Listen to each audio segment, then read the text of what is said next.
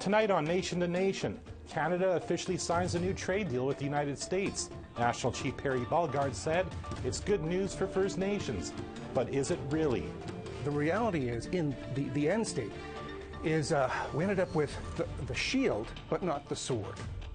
The Trudeau government is again challenged to stop fighting First Nations children in court, this time in the House of Commons. So Parliament yesterday unanimously called on the federal government, call off the lawyers, respect the Human Rights Tribunal. And a new Green MP may not be Indigenous, but it was very much part of her upbringing. The lens that I apply to even my education growing up, I was asking kind of questions in the classroom that most of my teachers were kind of maybe unprepared to answer, challenging my classmates as well. Hello, I'm Todd Lamourant, and welcome to Nation. Some big news this week was a new North American trade agreement was finally agreed to. A summary of the major changes was made public earlier this week. But big deal, what does this have to do for First Nations in Canada? Well, my first guest will explain all that. I hope he will anyway. Wayne Garnons-Williams is an expert on intertribal trade agreements and had been pushing for an Indigenous chapter to be included in the New Deal. Welcome to Nation, Mr. Garnons-Williams. Great to be here. Thank you.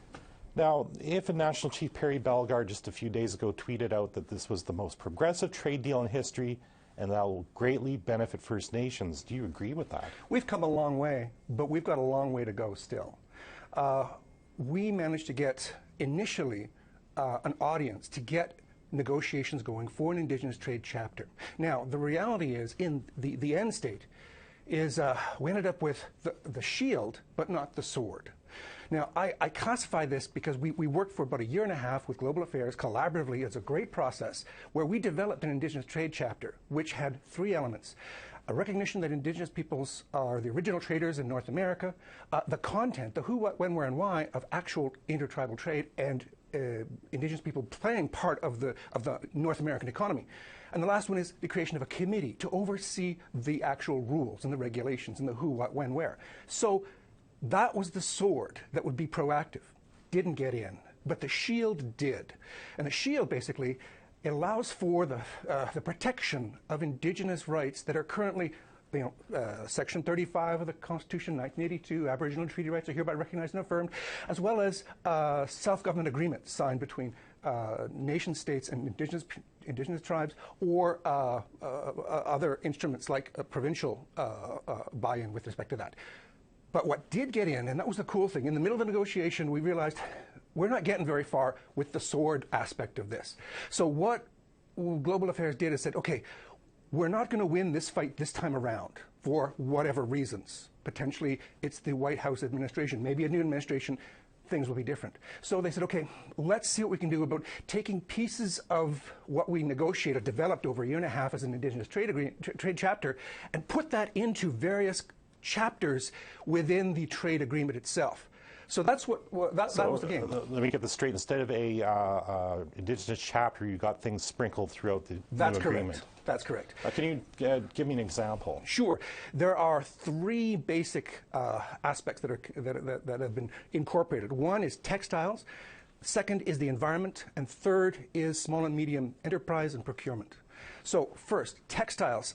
There's a section in the chapter 6, that provides for specifically Indigenous goods. So that's locked in, which is fantastic. Another aspect is dealing with the environment. The environment has a whole bunch of subheadings, which are really cool. I'm just going to refer to my notes because there's a lot to be had there, and I'll quickly go over it because very quickly, the most important aspects dealing with trade and biodiversity. Generally, Indigenous people, and recognized in the trade agreement, biodiversity is very important with Indigenous peoples. And to have that in the agreement, that's important because it contextualizes Indigenous peoples in relationship to the environment. The second aspect of the environment chapter, marine and fisheries, to recognize the importance of Indigenous fisheries and the protection of overfishing, to address that issue in the trade agreement, to maintain fisheries resources for Indigenous food, ceremony, and commercial purposes. That's important too. The next aspect that was included in the environmental chapter, that's dealing with forestry management. The parties will basically will help develop a healthy forest sector to provide livelihood and jobs in the forest sector for Indigenous businesses. So that's really cool as well. And that's all in the environmental chapter. The next chapter is in the small and medium enterprises. Again, specific references to Indigenous peoples for small and medium enterprises. As you know, the vast majority of Indigenous entrepreneurs and Indigenous businesses are small and medium enterprises. So to have that specifically referenced in the trade agreement, that's really important. Do you foresee, though, that this will create more wealth or jobs for Indigenous people? Because I imagine there's not too much cross-border intertribal trade right now, or is there? Not right now, but that's where the shield comes in. The fact that the shield is there, it protects inherent Indigenous rights under Section 35. It is clearly an undebatable statement that there's an inherent economic right of intertribal trade. So that is protected under the shield provision of NAFTA. And it's just a matter of enhancing that and developing that. So my organization is working with Export Development Canada, is working with the FIT, the Foreign Investment Training process to develop the tools for intertribal trade between Canada and the United States to start out with, and elsewhere. And also the cool thing about this is we worked hard on developing this Indigenous trade chapter for a year and a half, every week for about 2 hours with the Government of Canada in a collaborative basis. It's not like throwing the baby out with the bathwater, because the Government of Canada came back and said, you know, there wasn't appetite for it in the negotiation this time around. But in 3.5 years, we're going to be renegotiating this. And there may very well be a new administration.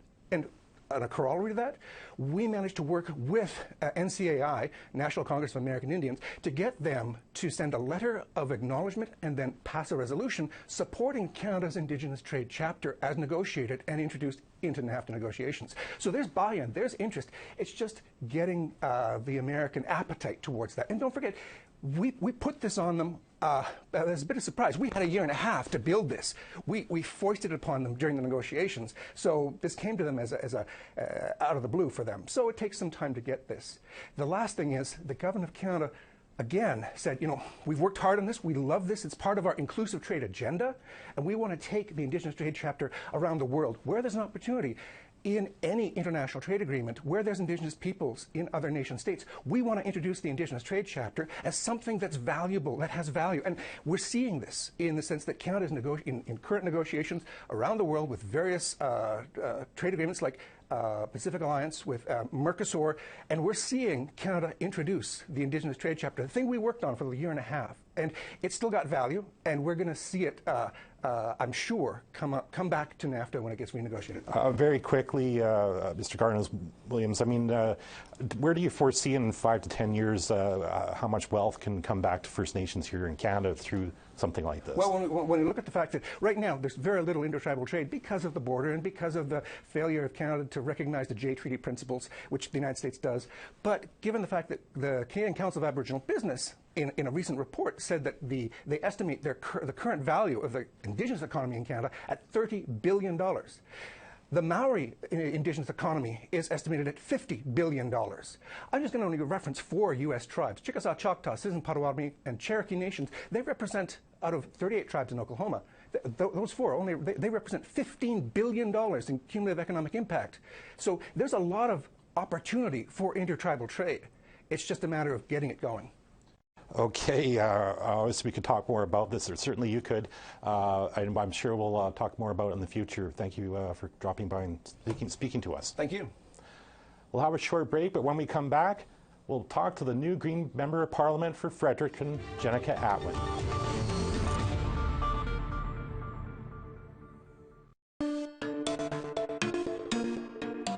Welcome back. This past October, Jenica Atwin made history. Not only is Atwin the first Green Member of Parliament elected outside of British Columbia, she's the first woman to represent the federal riding of Fredericton. Atwin is not Indigenous herself, but has familial ties through marriage to the Oromocto Maliseet Nation. Her professional career includes helping First Nation students throughout New Brunswick complete school. And now she wants to bring that experience and environmental message to Ottawa. But right now here, she's in our studio. Welcome to Nation to Nation. Thank you so much for having me, Todd. Your father was a mayor, you were a class president, so it was kind of predestined you'd end up here in Ottawa? I don't know, it kind of feels that way. It was something that being in high school, thinking about politics, it was definitely something that I maybe at some point thought would happen, but I went to become a teacher and kind of never even considered it for quite some time. So I'm not really sure how I ended up here, but here I am. There must have been a moment. I mean, the Green Party itself must have approached you to run in the riding. Was there a moment when you said, yeah, I think I can run, but did you think you could win? Well, so I said no the first couple times I was approached by our EDA, and actually took Elizabeth May to convince me in a snowstorm in a restaurant in Fredericton. She kind of made me feel a lot better about the prospect of running. And very early on we saw that Fredericton was possible. So the numbers looked pretty good right from the onset. And the closer it came to actual election day, it seemed like this was possible, that we could win this. But it wasn't a sure bet in my mind at any point really until the very end. Certainly no, I hadn't heard your name until October 21st, of course. Then I looked into your background, and as I suggested in my intro, you're no stranger to Indigenous issues. Your husband's a councillor of the local First Nation. Your stepfather is quite a legendary elder, from what I've been told as well. So, but does your interest in Indigenous issues predate all that, though?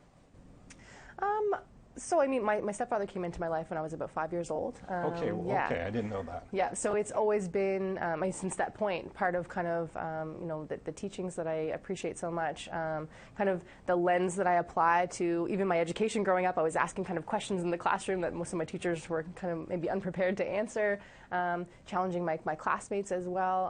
I was exposed to a lot of the teachings and the culture, and I'm so thankful for that. And again, it's informed who I am moving forward, and that's absolutely one of the major reasons why I wanted to become involved in politics, because there's so many injustices, so many things that I see that are just not right, and especially my background working with Indigenous youth. The barriers in the system, that's really what led me to say, you know what, enough's enough. I need to get on the other side and try to make these barriers disappear. As a 3-member Green Party caucus, I suppose, how much influence do you think you'll have pushing not only these issues that are of interest to you, but the environmental message as well? Well, I mean, I'm excited to see all the levers that I do actually have at my disposal. So, there's question period. We're allotted smaller amount of questions than the other parties, but we do have a voice. Petitions are an important part of that work as well. Member statements. So these are ways that I can make sure that we're heard in the House, delivering letters to different ministers and making sure that they're identifying with the issues from my riding and that we're talking about for Canadians. So that's important. So even as just a 3-party caucus, I think we actually do have a bit of leverage in some of these big issues. And to be honest, when I heard the throne speech, I was pretty blown away by the inclusion of the Cree language, of the discussion of reconciliation at such length. And so I think that the governing party has been listening, and I'm excited to see what the future holds for Canada. I suppose they've been listening enough, though. There's been some criticism, especially over the past 4 years, that there were a lot of promises that weren't lived up to. Though a lot of Indigenous leaders, on the other hand, say, oh, well, this government's done more than any other. I suppose, where do you stand on what the Trudeau record is on Indigenous issues? Well, I mean, the bar was pretty low before the Trudeau government came into power, and so, that's something to consider. But it's certainly not a perfect record. And again, that's one of the reasons why I got involved, that I couldn't kind of stand by and watch that, the large statements being made without action. And so I really feel as a Green, even with just being one of 3, that we're there to hold the government accountable. So to kind of hold their feet to the fire on these issues that they were so vocal about, to say, where's the action piece? So as an example, to see UNDRIP with a 1-year timeline, that's incredible. Although I was wondering what happened in the previous government for it to be stalled for such a long time. So those are some of the issues that I do hope to push. So not a perfect record, but I'm going to remain optimistic. Just to go back to your home province of New Brunswick, just recently they announced a price on pollution, a fuel charge of $30 per ton. How would you characterize New Brunswick's fight on climate change now? I think that it'll be celebrated in my province, but I don't think it's a big enough step. So I'm just hoping to see that any revenue goes directly towards a climate plan that's protecting New Brunswickers from the effects of the climate crisis, infrastructure for flooding. So all of these things have to really align. So I think the evidence will be moving forward. We have to see actually how much of an impact it's going to have. And in your province in particular, what would you say is the most pressing Indigenous issue? Well, so the rights framework that's been discussed is an issue in New Brunswick in particular, across Canada, but it's just that consultation phase and not having Indigenous And we're voices. talking about the one that was announced on Valentine's Day a couple of years ago, that initiative? Yes, yeah. Okay. So that's something that's been brought to my attention from many of the leaders in the community, but also Indigenous women's rights. So having the National Women's Association or recognized in a better way as this kind of nation to nation, so that the federal government should actually go directly to them when talking about certain issues. I think that's an important thing to recognize. So specifically, Elder Alma Brooks, if I can name drop, hi Elma, she made sure to tell me that that's something that I should really be strong on, is voicing my support for Indigenous women's organizations in Canada.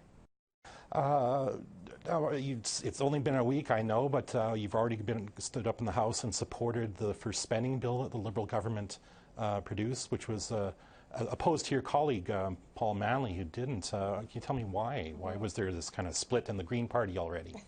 Well, I mean, I didn't come to that decision lightly. It took a lot of consideration. Like I said, the throne speech itself, which is what the supplementary estimates are based on, wasn't perfect, but I feel like it checked a lot of the boxes that I was looking for, and I wonder what I would vote for if not something that looks like this. And so I decided to give the government a chance. I also supported the CPC amendment as well. I also supported the block sub-amendment. So it was really just about showing that I'm versatile, I'm open, I'm willing to support different initiatives across party lines, but I felt that this government needs a chance. I want it to succeed. I want to be part of that success, and so I decided at the last minute to vote for it. Okay, finally, I've noticed that your seatmate is Jody Wilson-Raybould. Has she shown you some ropes or anything yet? Yes, I feel so fortunate and honored to sit beside her. Just in general for who she is and what she's done for Canada, just her integrity, her knowledge. She's just such an intelligent, strong woman as well. So yeah, when I first saw that we were sitting together, I was kind of starstruck. And I feel like I still kind of communicate that to her. Anytime she talks to me, I'm just like, oh my gosh, you're talking to me. Even just to call her Jody, I could call her regional chief. I could call her, minister, because she's just such an accomplished person. But yes, she's certainly been showing me the ropes. I've been asking her questions like, why is this happening? What I see this going on, and so I'm so thankful for her advice and her support. Well, I'm sure you'll learn a lot pretty soon and shortly, and I'm sure we'll have you back on our show in the future. But I would love for that. now, thank you for being here. Thanks so much for having me. We'll have more after another short break.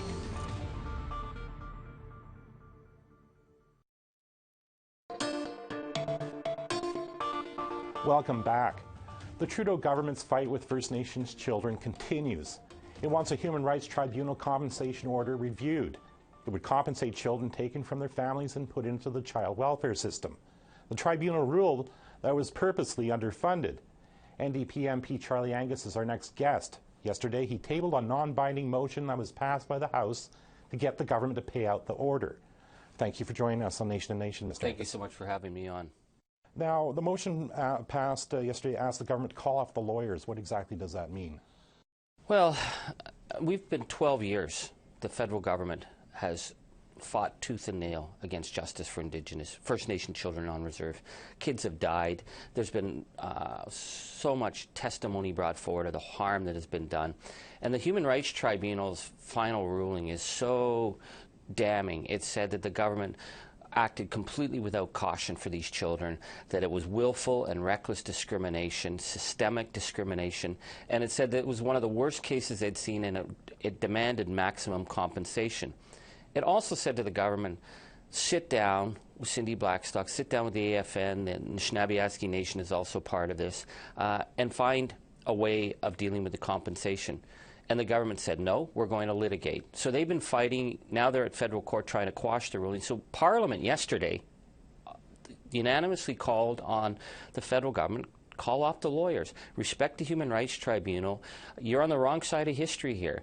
So is the Trudeau government so determined that they're going to defy the Human Rights Tribunal and the will of Parliament? It just doesn't make sense.